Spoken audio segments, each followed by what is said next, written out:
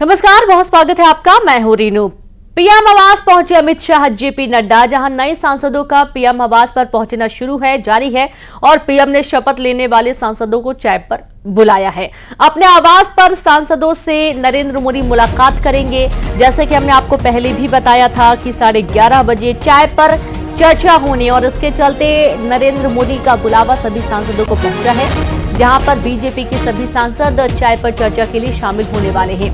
PM आवास पहुंचे Amit Shah, JP Nadda. जैसे कि हमने आपको कुछ घंटे पहले तस्वीर एक दिखाई थी, जब जेपी नड्डा अपने आवास से बाहर निकल रहे थे और अब नए सांसदों का पीएम आवास पहुंचना जारी है। बारी बारी से वो तस्वीर आपको दिखाई जा रही है, जहां पर तमाम जो सांसद हैं वो पीएम आवास पहुंच रहे हैं। चाय पर चर्चा शुरू होने वाली है, वो तस्वीरें भी आपको दिखाई जाएंगी। लेकिन आप ये देखिए कि आज का पूरा दिन जिस तरीके से सियासी हलचल मची हुई है पूरे दिल्ली में, वहां पीएम शपथ के पहले सांसदों को चाय पर बुलाया गया। अपने आवास पर सांसदों से नरेंद्र मोदी मुलाकात करेंगे और मुलाकात करने का जो मुख्य सार है वो यही है कि आज जिस तरीके से जो विभाग तय किए गए हैं, जिन जिन सांसदों को कैबिनेट में जगह मिलने जा रही है, उनके लिए तो वाकई में बहुत ही खास दिन है। और जाहिर सी बात है कि अपनी जिम्मेदारी को, अपनी नैतिक जिम्मेदारियों को पूरा करते हुए जिस तरीके से आज जो सांसद हैं वो आज पीएम आवास पहुंचने वाले हैं। 11:30 बजे चाय पर चर्चा होगी। नरेंद्र मोदी ने सभी को चाय पर चर्चा के लिए बुलाया है, जिसमें कई मुद्दों को लेकर बातचीत होने के आसार बने हुए हैं। हम आपको लगातार वो तस्वीरें दिखा रहे हैं जो सियासी सरगर्मी इस वक्त बनी हुई हैं, सियासी हलचल जो हो रही हैं, क्योंकि आज चाहे वो जेपी नड्डा के आवास की तस्वीरें हों, चाहे पीएम आवास की तस्वीरें हों, या फिर राजभवन के पास किस तरीके की तस्वीरें सामने आ रही हैं वो भी आपको दिखाएंगे। और सीधे रुख करेंगे, संवाददाता विनीत जुड़ गए हैं। विनीत, कहां पर आप इस वक्त मौजूद हैं? हम देख पा रहे हैं कि नरेंद्र मोदी चाय पर चर्चा के लिए सभी सांसदों को बुलाए हैं और धीरे धीरे सभी का बारी बारी से पहुंचना शुरू हो चुका है। विनीत,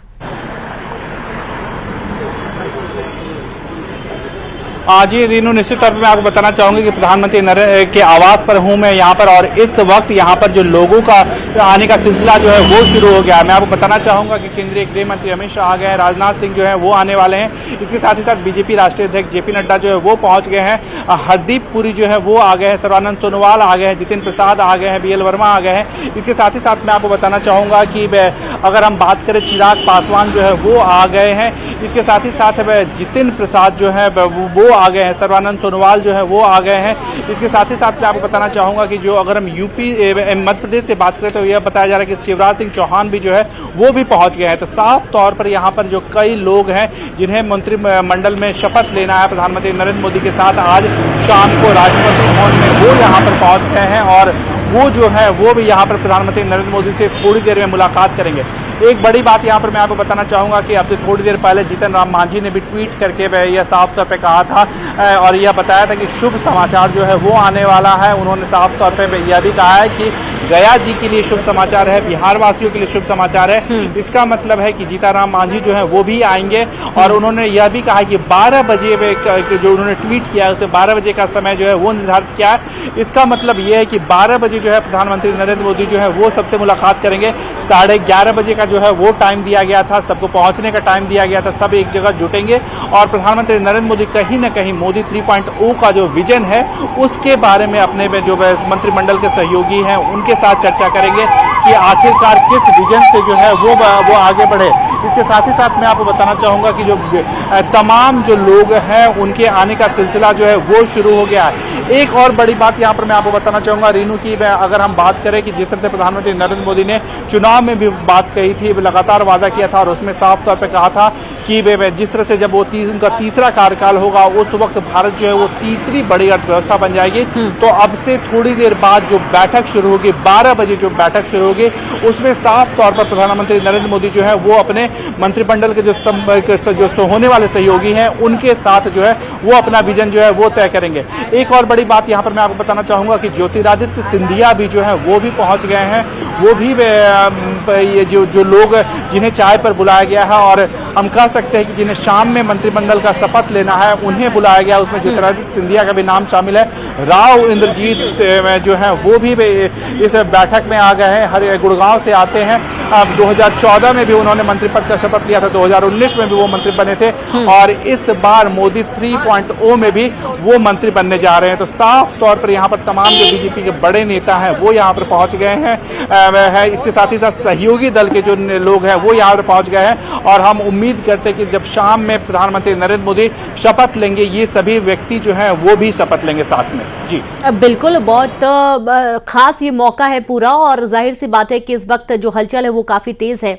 हम देख पा रहे थे कि जेपी नड्डा कुछ देर पहले ही अपने आवास से निकले थे और अब जानकारी है कि पीएम आवास पहुंच चुके हैं। जैसा कि आपने तमाम नामों का जिक्र किया, मध्य प्रदेश से भी कुछ खास नाम है जैसा कि शिवराज सिंह चौहान है, बीजेपी प्रदेश अध्यक्ष बीडी शर्मा है, ज्योतिरादित्य सिंधिया है। क्या किसी महिला सांसद की भी खबर मिल रही है विनीत?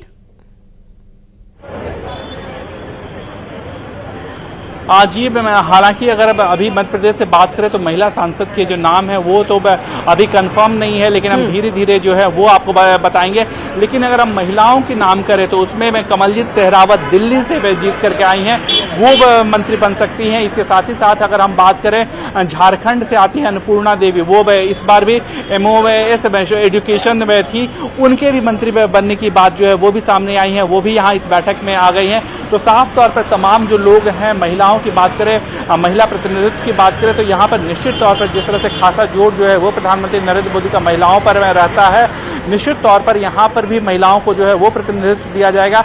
अगर दो नाम हम उसमें खास तौर पर ले, कमलजीत सहरावत का, वो दिल्ली से जीती हैं, पिछली बार दिल्ली से हुई थी मीनाक्षी लेखी को इस बार बीजेपी ने टिकट नहीं दिया, लेकिन इस बार जो है वो कमलजीत सहरावत को बीजेपी ने टिकट दिया, कमलजीत सहरावत जीती हैं, उनके भी मंत्री बनने की जो बात है वो सामने आ रही है। इसके साथ ही साथ अगर हम बात करें बीजेपी से झारखंड से आती हैं अन्नपूर्णा देवी को भी 2019 में मंत्री बनाया गया था और इस बार भी वो जो है वो मंत्री बनने जा रही हैं। जी बिल्कुल, मंत्री बने जा रही हूँ और जाहिर सी बात है कि छत्तीसगढ़ का भी हम जिक्र करेंगे क्योंकि छत्तीसगढ़ में भी कुछ नेताओं के नाम सामने आ रहे थे। एक तरफ जहां ब्रजमोहन अग्रवाल का नाम सामने आ रहा था, एक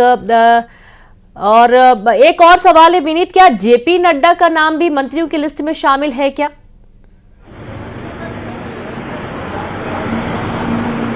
जी, बहुत संभावना है कि जेपी नड्डा जो है वो भी मंत्री बन सकते हैं। उनका कार्यकाल जो है इसी महीने के 30 तारीख को जो है वो खत्म हो रहा है और इसके साथ ही साथ मैं आपको बताना चाहूंगा कि जेपी नड्डा भी जो है वो इस बैठक में आ गए हैं। तो निश्चित तौर पर जेपी नड्डा जो है वो अगली मंत्रिमंडल में जो है वो शामिल हो सकते हैं। मोदी 3 में जो है वो जेपी नड्डा जो है वो शामिल हो सकते हैं।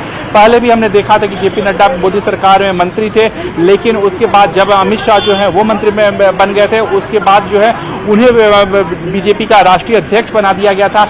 लेकिन इस बार जो है वो जेपी नड्डा भी जो है वो इस बैठक में आए हैं और माना यह जा रहा है कि जेपी नड्डा भी जो है वो मंत्री पद का जो है वो शपथ लेंगे। मोदी 3 के एक बड़े चेहरे के तौर पर जो है वो जेपी नड्डा शपथ लेंगे। अगर हम बात करें, पिछली बार जो है जेपी नड्डा को स्वास्थ्य मंत्रालय जो है वो दिया गया था, स्वास्थ्य मंत्री के तौर पर जेपी नड्डा ने काम किया था और उसके बाद जब मोदी 2.0 बना था, केंद्रीय गृह मंत्री अमित शाह को बनाया गया था, वो राष्ट्रीय अध्यक्ष है और अमित शाह के बाद जो है वो जेपी नड्डा को राष्ट्रीय अध्यक्ष बनाया गया था और अब जो है अब यह बात आ रही है कि जेपी नड्डा जो है वो मंत्री बन सकते हैं। वो भी इस वक्त हमारे पीछे, ठीक पीछे जो प्रधानमंत्री कार्यालय है, प्रधानमंत्री का आवास है, वहां पर वो मौजूद है। जी बिल्कुल, अब विनीत, जब तक शाम नहीं हो जाती, स्पष्ट नहीं हो जाता, तब तक कुछ भी स्पष्ट हो पाना मुश्किल है। थोड़ा सा एक बार फिर से विस्तार में बताइए कि एनडीए यानी कि सरकार बनाने जा रही है, मंत्रियों के सांसदों को कौन से विभाग का मंत्री बनाया जाना है,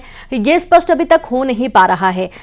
बीजेपी के जो सांसद हैं, कुल कितने बीजेपी सांसद होंगे जो कि मोदी कैबिनेट में शामिल होंगे, ये स्पष्ट करिए जरा, अगर जानकारी हो तो।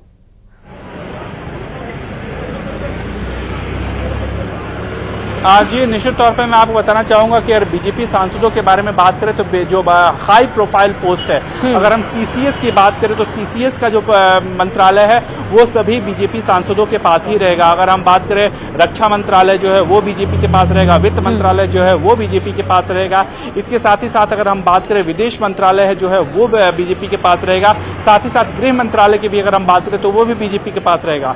तो जो महत्वपूर्ण जो की मंत्रालय है, कैबिनेट कमेटी ऑन सिक्योरिटी से जुड़े हुए जो मंत्रालय हैं वो सभी मंत्रालय जो है वो बीजेपी के पास रहेंगे। इसके साथ ही साथ अगर हम बात करें लोकसभा अध्यक्ष का जो पद है वो भी बीजेपी के पास ही रहेगा।